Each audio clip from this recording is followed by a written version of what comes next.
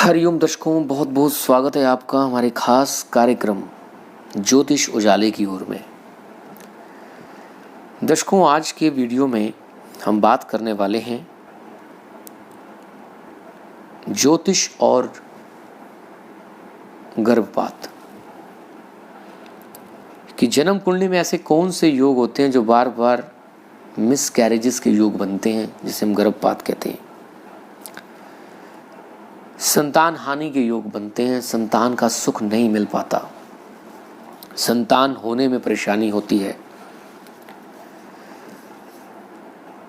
ये सब अलग अलग योग हैं, लेकिन इनका जो प्रभाव है वह एक सा है कि आपको संतान का सुख नहीं मिल पाता।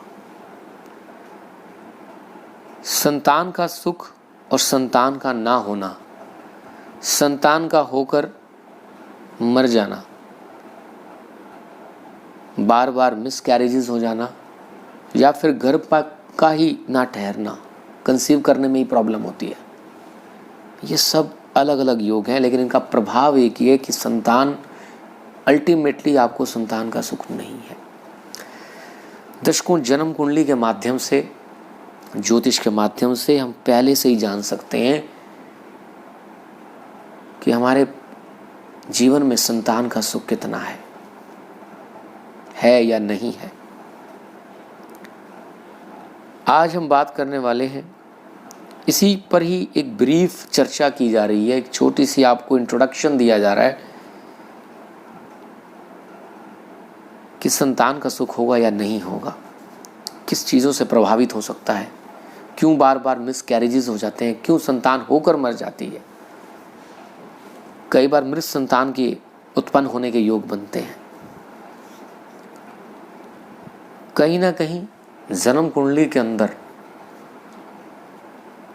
एक नेगेटिविटी बनी होती है। ग्रहों के योगों से जान सकते हैं कि क्या यह नेगेटिविटी हमारे साथ पुरानी चली आ रही है, क्या हम श्रापित तो नहीं। इसके बहुत से कारण हो सकते हैं। दर्शकों, यह चैप्टर, यह विषय बहुत बड़ा है, लेकिन मैं आपको थोड़ा सा हिंट देने का प्रयास करूंगा। इस वीडियो के माध्यम से मेरा प्रयास रहेगा। उद्देश्य इस वीडियो का यह है कि आप पहले से अपने ज्योतिषी से यह जान सकते हैं, या यदि आपको संतान से संबंधित कोई परेशानी हो रही है, मिसकैरेजेस हो जाते हैं बार बार, तो उसका कारण जान सकते हैं। उसका निवारण भी होता रहता है। कई बार आप छोटे छोटे उपाय करते हैं और आपको लाभ मिलता है और आपकी समस्या दूर हो जाती है। दर्शकों, जन्म कुंडली में पांचवा भाव, जो पंचम भाव है, वह संतान का भाव है। पंचम से पंचम भाव, नवम स्थान भी संतान का भाव है। पंचम भाव का दूषित होना, नवम भाव का दूषित होना, बृहस्पति देव जो कि संतान के कारक हैं, इनका दूषित होना, इनका पाप प्रभाव में होना, पंचम भाव, पंचमेश, बृहस्पति देव, नवम भाव और नवमेश, लग्न कुंडली में, चंद्र कुंडली में, नवमांश में, सप्तमांश में अगर यह पाप प्रभाव में हो रहे हैं, तो संतान को लेकर परेशानी बन जाती है। यह योग आपने पति पत्नी दोनों की कुंडली में देखने हैं। कई बार एक की कुंडली में दोष होता है, कई बार दोनों की कुंडली में दोष होता है।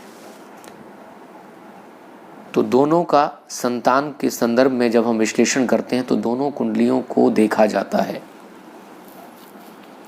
पंचम भाव में यदि कोई नीच का ग्रह बैठ जाता है, पंचम भाव में किसी नीचस्थ ग्रह की स्थिति या फिर नीच के ग्रह की दृष्टि, या पंचमेश स्वयं नीच का हो जाए, अस्त हो जाए, कमजोर हो जाए, तो भी संतान को लेकर परेशानियां बनी रहती हैं। पापी ग्रहों की दृष्टि,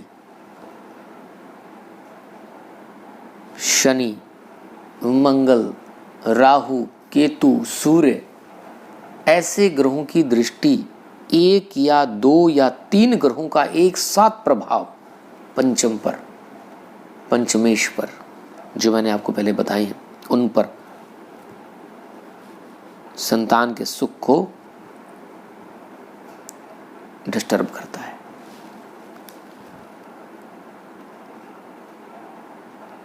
गुरु से बृहस्पति देव जो आपकी जन्म कुंडली में जहाँ स्थित है, वहाँ से भी पंचम भाव का विश्लेषण करना चाहिए। वहाँ से भी पंचमेश, वहाँ से भी नवमेश, पंचम और नवम को देखना जरूरी है। ये सारे योगों को देखिए। काफ़ी बार मृत संतान की उत्पत्ति होती है। क्या कारण होता है? जन्म कुंडली में कारण छिपा है। पंचम पर, पंचमेश पर शनि देव और मंगल देव का प्रभाव होता है।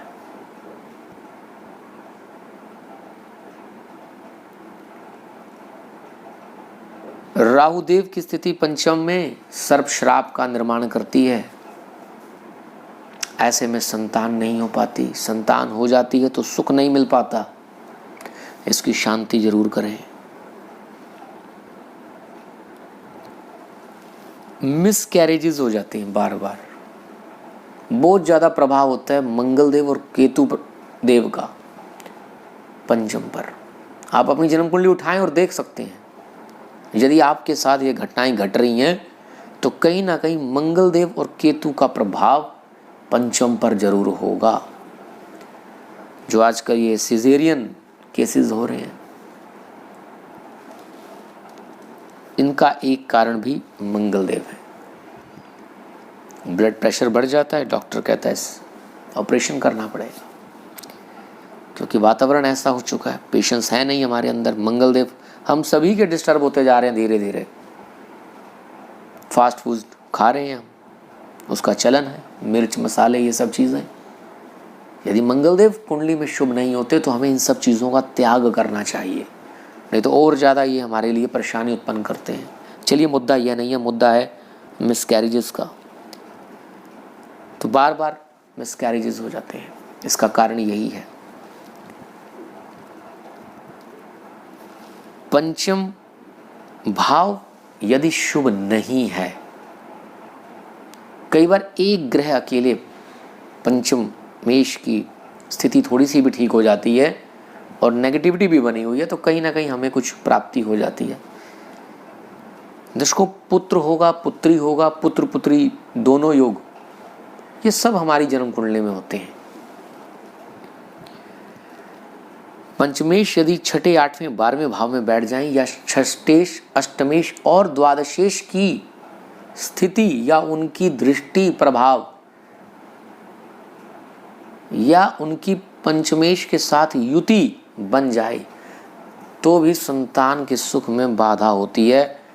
संतान को लेकर परेशान रहता है व्यक्ति। अब परेशानी किसी न किसी कारण से हो सकती है। कई बार दर्शकों, ये टॉपिक बहुत बड़ा है और समय हमें इजाज़त नहीं दे रहा है। आपको मैंने बेसिकली आज आपको बताया है कि मंगल और केतु का प्रभाव मिसकैरेजेस कराता है। शनिदेव का प्रभाव संतान के होने में विलंब कराता है। आप थोड़ी सी भी यदि ज्योतिष का ज्ञान रखते हैं तो आप अपनी जन्म कुंडली में देख रहे हैं कि पंचम भाव किस ग्रह से प्रभावित हो रहा है। उस ग्रह से संबंधित आपने शांति करनी है। बस ये कार्य करना है।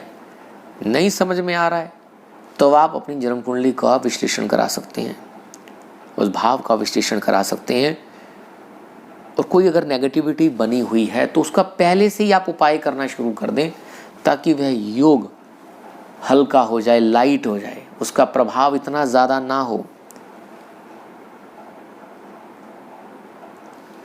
चलिए दर्शकों, फिर किसी अन्य वीडियो में आपको बताने का प्रयास करेंगे कि कैसे हम इस चीज़ से निपट सकते हैं। आइडिया आपको मैंने दे दिया है। वीडियो जानकारी अच्छी लगी हो तो लाइक और शेयर जरूर करें जिससे दूसरों तक भी यह ज्ञान पहुंच सके। फिर मिलेंगे किसी नए टॉपिक के साथ, तब तक बने रहें आप हमारी चैनल के साथ। हरि ओम हरि ओम हरि ओम।